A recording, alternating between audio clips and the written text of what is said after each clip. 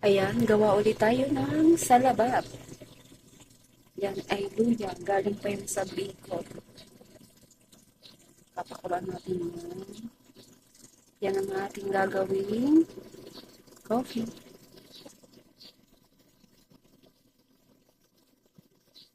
Yan. Thank you for watching. Ayan, yung ating salabat. Mukhang lutong-luto na yung ating luya. Ayan.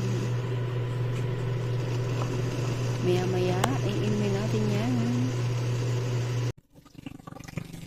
Ayan yung ating luya. Pulong-pulo na siya. Nagpupuha tayo. Lalagay natin sa ating tasa.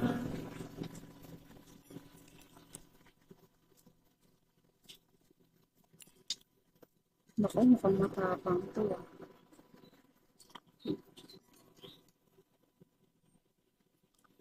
Pwede naman siyang lagyan ng honey. Kung walang honey, lagyan natin ng asukal.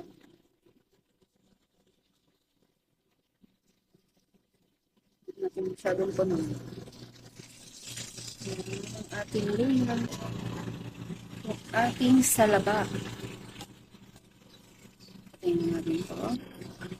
Yan na, yung ating salaba. Tikman natin kung maasim. Ay, maasim. Sobrang anghang daw. Grabe. Ang tapang ng lasa. Pero ayos lang to kasi may ubo ako.